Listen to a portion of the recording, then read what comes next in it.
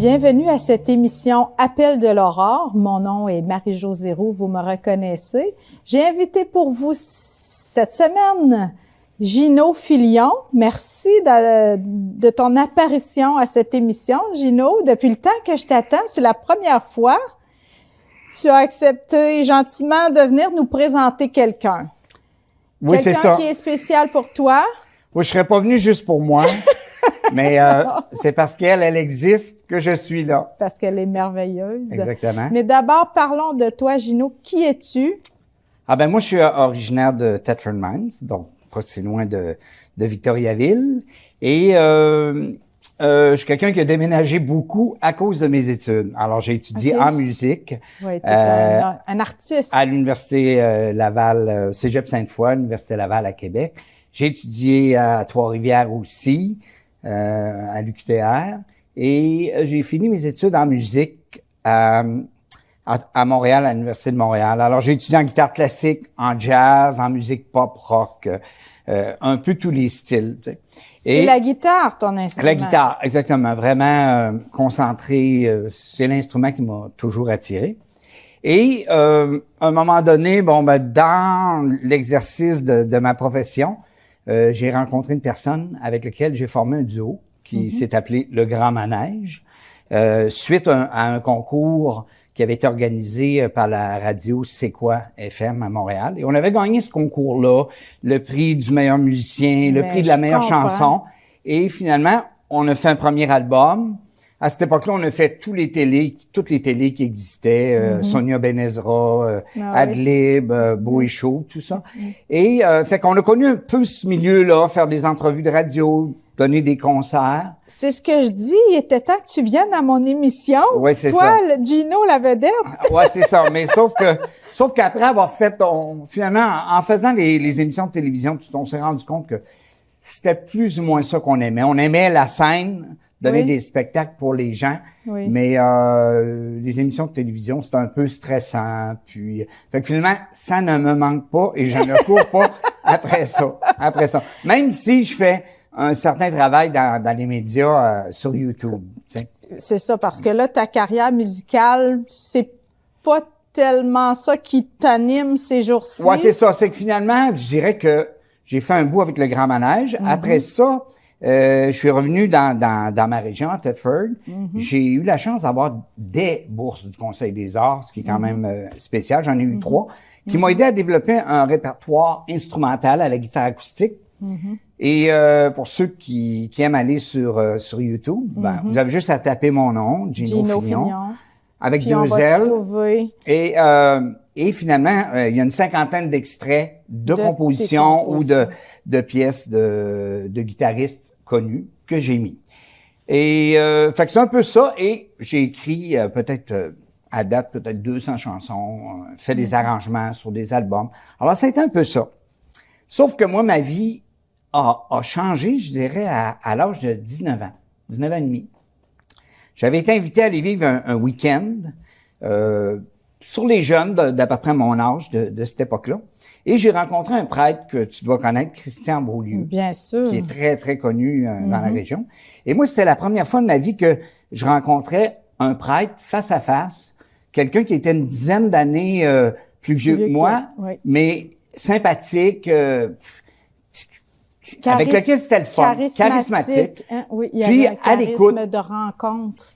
Il est fascinant dans la rencontre. C'est ça, c'était un psychologue dans l'âme. Tu sais, c'est vrai, un gars d'écoute. Alors moi, pendant une heure, j'ai parlé de moi. Puis ça n'avait pas rapport du tout à la foi, tout ça. Il m'a dit quelques mots à la fin. Je suis sorti de là, j'avais la foi. C'était vraiment le jour et la nuit. Moi, j'avais toujours été à la messe, mais jamais lu vraiment les évangiles.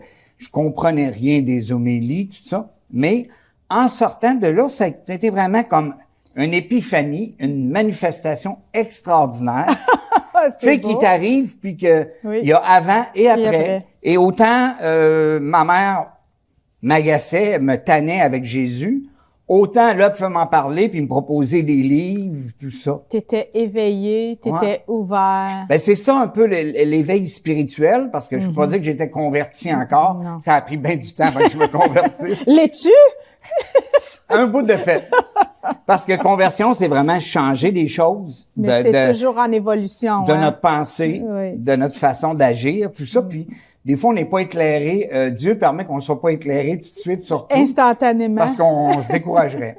Mais avec le temps, on s'améliore, puis on s'assagit, disons. C'est beau. Ça fait que finalement, ben moi, une des choses qui a été très importante dans ma vie, ça a été la lecture, la découverte des vies de saints. OK? Tu t'es intéressé aux saints. C'est ça. Moi, avant, je ne lisais pas. Okay. Alors, j'ai commencé à lire vraiment, là. Chez nous, il n'y avait pas de livre chez nous. Okay? Mon père, il avait un tempérament d'artiste. Okay. Ma mère aussi, tu sais, elle m'a aidé dans la musique. Il aimait la musique, tout ça, mais c'était pas vraiment des lecteurs. Et là, je découvrais, mettons, si je prends le frère André, c'est une des premières biographies que j'ai lues. Alors, en lisant le frère André, là, je comprenais les passages où Jésus faisait des guérisons. Fait que là, ça me révélait, c'est encore, ça a dû arriver pour le vrai, puisque ça arrive encore. La petite Thérèse d'Enfant Jésus. Bon, ben là, je comprenais toute l'importance de la simplicité, l'Évangile, garder un cœur d'enfant. François d'Assise, que Jésus ait pu vivre son ministère public simplement par des aumônes. La providence. Fait que je découvrais des mystiques comme ça, Maria Valtorta, et qui a reçu tout l'Évangile en vision, dans une époque où finalement, nous, on se dit, est-ce que c'est vraiment vrai que l'Évangile? Fait que ça, c'est venu vraiment m'alimenter, tout ça. Et j'ai commencé, au travers de mes études, à m'engager, à faire de l'animation à Trois-Rivières, au Cap-de-la-Madeleine, où j'animais les messes avec Jean-François Martel, qui est un bon musicien. Et après ça, quand j'étais à Montréal, ça a été à l'Oratoire Saint-Joseph, avec des pères de Sainte-Croix que j'avais connus à Thetford Mines. Alors, j'ai organisé des concerts pour les gens qui passaient, les pèlerins, tout ça.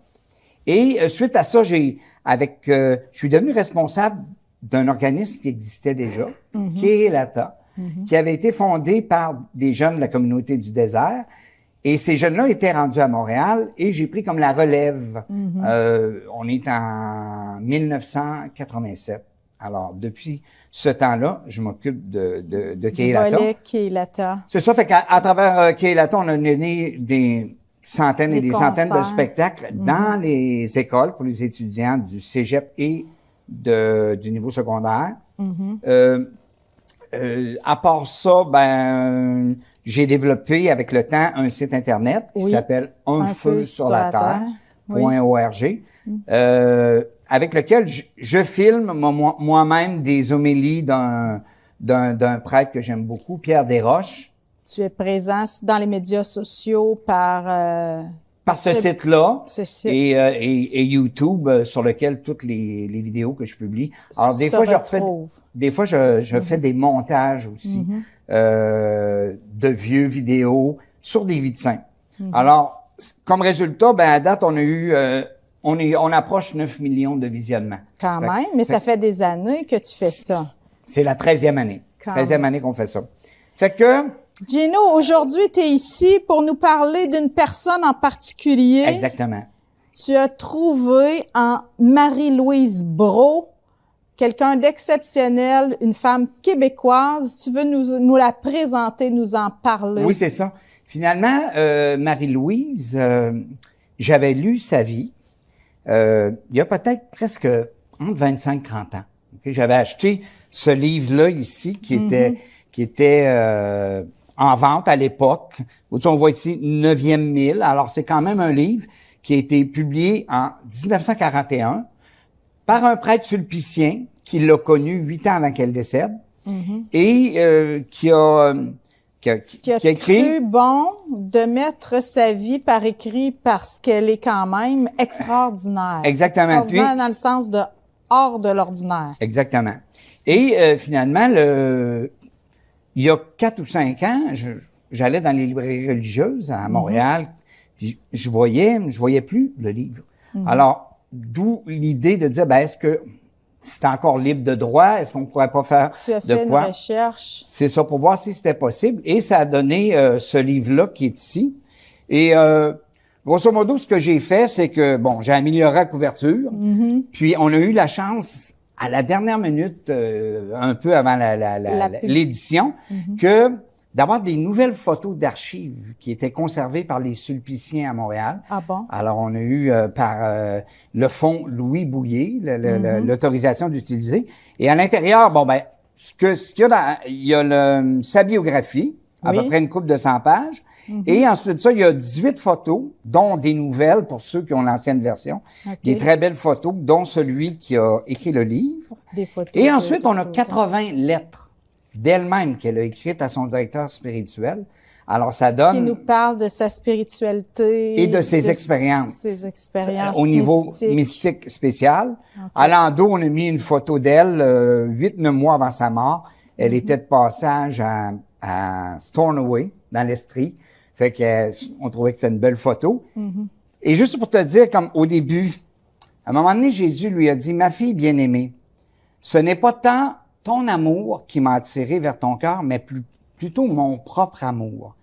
Car ton Dieu a plus besoin de ton amour que tu n'as besoin de l'amour de ton Dieu. » C'est très beau. Alors, c'est quasiment un revirement. C'est tout à fait un On a l'impression que nous, on a besoin de son amour pour avoir la force, tout ça. Oui. Mais c'est plus lui qui, durant toute notre vie, est en quête de notre amour. Qui a besoin de notre amour. Alors, elle, ce qui caractérise sa vie, en premier lieu, je dirais, c'est vraiment l'amour de Dieu. C'est l'amour qu'elle a eu pour lui. Elle était, ce que je veux te faire préciser, c'est comment elle était ouverte à accueillir l'amour de Dieu pour elle. C'est ça que tu veux dire. C'est ça. Et alors, présente-nous-la, Gino, parce que c'est une Québécoise que moi, avant de lire ton livre, je ne connaissais pas du tout, dont je n'avais jamais entendu parler. Qui est-elle? Bon, écoute, avant, juste pour te dire, là, avant de dire, c'est une Montréalaise. Oui.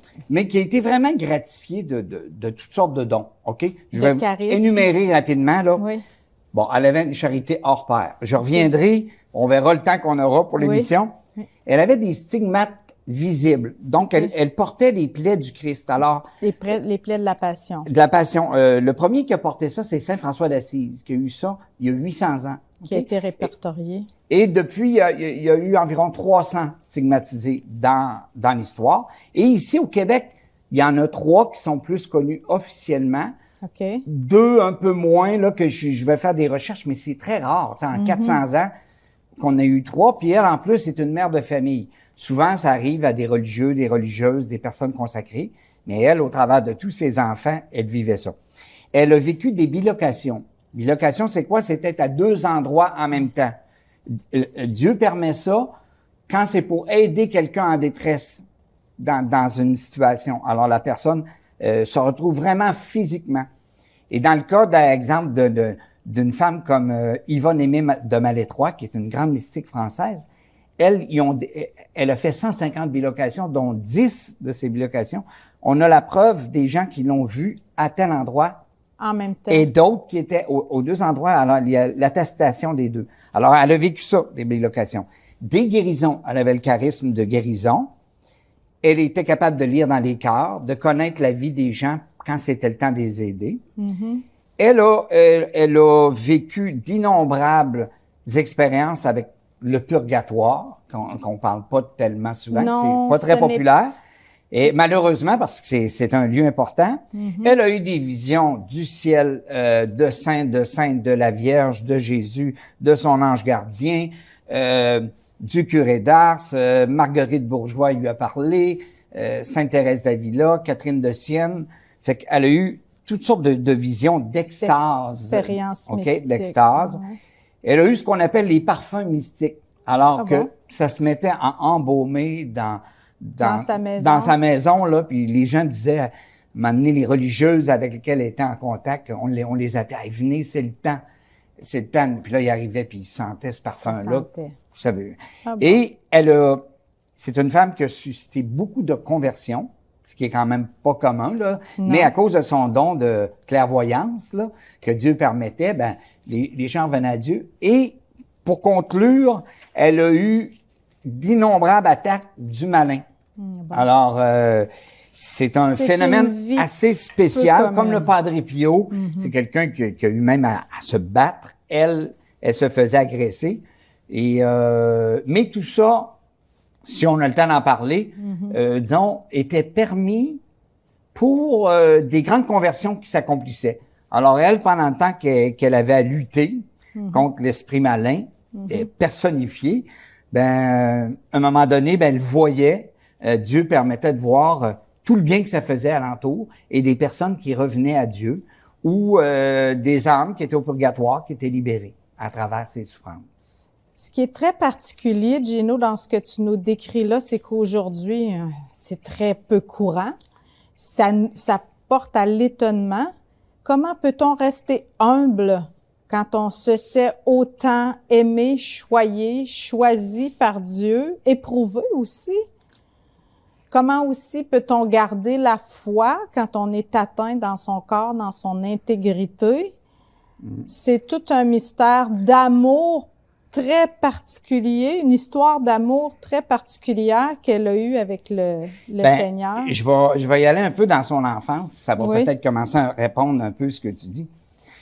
D'un, elle est née à Montréal, sur la rue Dorchester. Alors, dans le coin de Radio-Canada, là, c'était son milieu, ça, où elle est née. Et elle est allée dans différents collèges. Mais souvent, à un moment donné, elle avait des hémorragies. Alors, elle était obligée de quitter, puis elle changeait, se rapprochait. C'est ça. Et jeune, elle a développé un attrait pour adorer, se retrouver devant la présence réelle de Jésus. Ce qui est particulier quand même, là. Elle était une des seules, là, on la retrouvait dans la chapelle des sœurs, là, des écoles. Okay? Mais elle a dû arrêter ses études à 15 ans à cause, justement, de sa santé. Et là, elle qui était... Elle est la deuxième de sa famille, mais sa première, l'aînée était morte, alors elle est devenue un peu comme la deuxième mère, là, à s'occuper des enfants. Autres enfants de sa famille. Je pense qu'il était 12 dans la famille au début, fait que une qui est morte, fait qu'il en restait 10 autres. Puis c'était une personne qui était drôle. Ah bon? Enjouée, qui était dissipée. Son père fallait qu'elle chicane des fois, puis la ramène à l'ordre. Mais curieusement, autant elle était dissipée, autant elle lisait des vies de Sainte Thérèse d'Avila, puis tu sais, elle était attirée par le mystique. Puis à un moment donné, ben, écoute, elle partait là, puis elle allait passer 2 heures à l'église, elle revenait, puis elle avait un lien avec un des prêtres qui s'appelait le Père Antoine. OK. Alors vers à peu près justement 15 ans, quand elle est revenue, elle a vécu deux phénomènes qui allaient annoncer un peu son futur. C'est que elle a vu son grand-père, qui était décédé depuis 5 ou 6 ans, elle l'a vu dans la maison. Fait que là, tout de suite, elle s'est écriée, « Maman, je viens de voir grand-papa. Fait que là, finalement, elle dit, sa mère la met en doute un petit peu, ben, elle dit, non, je l'ai vu tel que... Bon, fait que déjà là, et probablement que sa mère, elle devait prier pour les âmes du purgatoire, ben, on va prier pour grand-papa. Il y a peut-être besoin. Alors, j'ai une de mes amies que ça lui est arrivé, elle a vu son grand-père en ouvrant la chambre de bain. Elle l'a vu. Fait que là, elle a dit ça à sa mère. Puis ça, c'est arrivé il y a peut-être 30 ans. Là, OK. Et autre affaire, à un moment donné, elle s'en allait à l'église le matin. Puis là, elle voit un personnage horrible qui lui court après. Puis là, finalement, elle réussit à rentrer dans une boutique. Le monsieur va le reconduire à l'église. Le personnage revient, lui fait peur, mais elle réussit à s'en tirer. Et là, son curé qui la connaissait, il dit, ça doit être le démon. Fait que déjà là, il y a un petit quelque chose qui annonçait que c'était une âme particulière, choisie par Dieu. De façon particulière. Puis elle voulait devenir religieuse. Elle avait même fait un pacte à l'âge de 12 ans, écrit de son sang, comme de quoi, avec une petite amie. Ah bon. Et là, finalement, à 18 ans, elle a la possibilité d'entrer dans un monastère, tout ça, puis elle est très heureuse. Mais au bout de 3 mois, hémorragie par-dessus hémorragie, elle est obligée de revenir. Alors, c'est ce qui l'a amené à revenir à la maison, bien déçue. Puis là, il est arrivé un événement particulier, c'est qu'elle a fait comme une espèce de songe, de rêve, où à la fin, elle s'est réveillée dans l'église. Tu sais, elle sait même pas comment elle s'est rendue là. Mais pendant le temps qu'elle priait la Sainte Vierge, la statue s'est animée. Puis là, elle a vu une de ses amies qui était morte récemment, avec laquelle elle avait fait son pacte à 12 ans, Bon. qui était rentrée chez les religieuses de Sainte-Croix, mais qui était morte durant son noviciat. Bon. Alors, elle lui dit, « Hey, Clémentine, dis à la Sainte Vierge que moi aussi, là, j'ai des problèmes, j'aimerais ça rentrer dans la vie religieuse, tout ça. Puis là, elle voit sa petite Clémentine rentrer au ciel. Bon. Fait que là, la Vierge, elle se revient vers elle, puis elle dit, « Non, elle dit, mon fils te veut dans le monde. Ta mission, c'est dans le monde. » Fait que là, elle explique ça à son père Antoine, qui lui dit, « Ah, ben vois-tu, tu as une belle grâce. Fait que prie donc, si tu retrouves pas la santé, bon, ben, ça sera un signe. Si tu retrouves la santé, ben, peut-être ça sera un signe qu'il faut que tu retournes. Mais là, mais elle était contente parce qu'au moins, elle avait eu une parole qui lui disait, tu vas servir dans le monde. Tu vas être utile. Dieu. Tu comprends? Fait que là, elle sentait que, c'est comme si elle avait plus de mission, là, tu sais, là, elle voulait en devenir. Pour elle, la vie religieuse, c'était son service, c'était son offrande. C'est ça. Puis là, ben, elle était comme rassurée de pouvoir le faire autrement. Puis elle, quand elle était au monastère, là, c'était facile. Parce qu'elle avait déjà une vie de contemplative. Fait qu'elle, pour elle, c'était comme un jeu d'enfant. Les règles, elle jeûnait déjà, puis tu sais, elle avait vraiment l'esprit de pénitence, là, fait que finalement, en tout cas, elle a pas pu vivre ça. Mais 3 ans après, elle se marie avec Calix Brault, c'est pour ça Marie-Louise Brault, qui est notaire.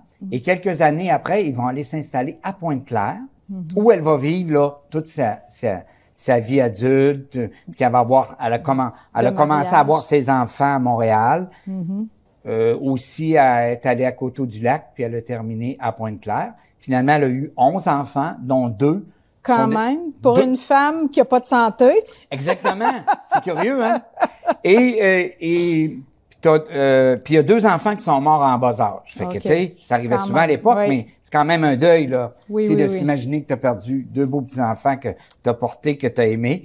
Mais pour elle, ça devait être des petits saints qu'elle invoquait. Puis c'est ça qu'il faut faire aussi, hein, tu sais, par rapport au deuil. Ils sont présents. Puis alors, c'est ça. Fait que c'est une femme, elle est aimée de tout le monde. Oui. Là, elle est capable de faire rire, elle est capable de tomber au sérieux. Tout le monde l'aime. Elle est charitable aussi, tu me disais. Hein? Énormément. Fait que ça, j'en parle juste. Je finis mon petit bout. On va y aller sur la charité parce que c'est vraiment exceptionnel. Alors, à 29 ans, elle vit une expérience de conversion qu'elle appelle. Où là, il y a vraiment un renversement, probablement pas mal plus fort que ce que j'ai vécu. Puis, elle devait être déjà très simple. Si elle avait besoin de conversion. C'est ça. Et elle connaît, c'est vers 1885, elle connaît le nouveau prêtre qui arrive et qui va être son directeur spirituel pendant 25 ans. Alors, lui, il va être au courant de toute sa vie. Alors, ça va aider. C'est comme ça qu'on a pu avoir... les lettres, les 80 lettres qu'il y a dans le livre. OK. Et imagine-toi qu'à 32 ans, en 1888, elle est malade, là, parce qu'elle continue quand même d'être malade, là, tu sais, ça loge. Et là, elle est pour mourir. OK. Et elle vit une expérience mystique vraiment particulière d'une femme qui était considérée comme une sainte dans la région et qui était morte récemment et qui lui apparaît en lui disant « Aujourd'hui, c'est le jour de votre mort. Bon. Mais le Seigneur a besoin de vous encore pour l'aider à faire une mission importante, tout ça. » Puis, fait que là, et elle lui dit que là, c'est le jour de sa mort et qu'elle montait au ciel directement. Alors, elle pouvait se retrouver devant Dieu qu'elle aimait ou continuer de le servir sur la terre. Et elle a dit, bon, ben, que sa volonté soit faite, qu'est-ce qu'il veut. Fait qu'elle a vécu encore 22 ans. Puis là, la femme lui avait dit, mais vous allez souffrir beaucoup, vous allez avoir toutes sortes d'épreuves. Mais, fait que là, elle a juste dit, mais est-ce que je vais aller au ciel tout de suite après? Elle dit oui.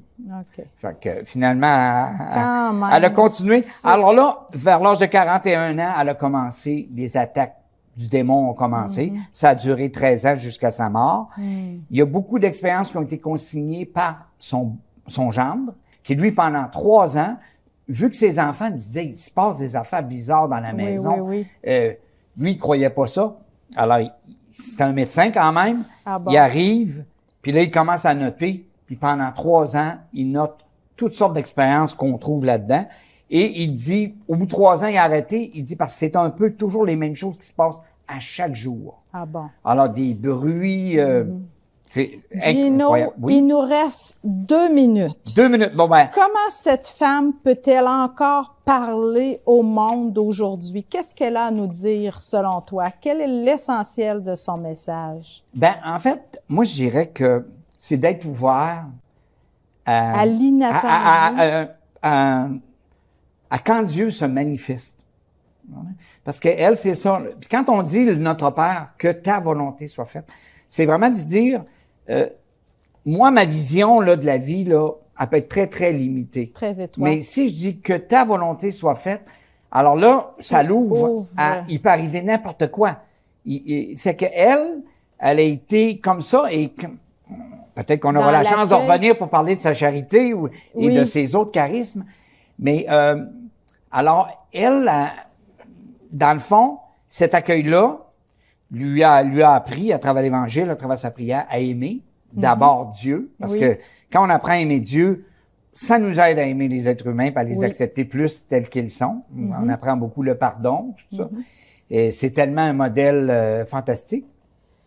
Alors, je te dis merci pour ce que tu nous as appris sur Marie-Louise, mais encore plus comment tu nous as révélé à travers elle un Dieu aimant, qui peut transformer la souffrance en joie, en grâce, parce que c'est ce qu'elle a vécu. Si elle a accepté de continuer son ministère ici sur Terre, plutôt que déjà rencontrer celui qu'elle aimait, c'est qu'elle devait certainement avoir des compensations de des grandes joies, de paix aussi. Et puis, la chance qu'elle avait, c'était de servir celui qu'elle aimait et qui l'aimait, qui lui rendait certainement son amour. Et son arrière-petit-fils que je connais, qui a 76 ans, disait que son grand-père, qui était un de ses enfants, disait « Ma mère, elle était très drôle. » À travers tout ce qu'il vivait. Fait que, tu sais... L'humour. Ouais. Merci pour cette femme que tu nous as présentée. Et puis, je vous invite à vous procurer le livre si ça vous intéresse. Bureau Pro ici à Victo, puis dans les librairies religieuses du Québec. Merci, Gino. À la semaine prochaine.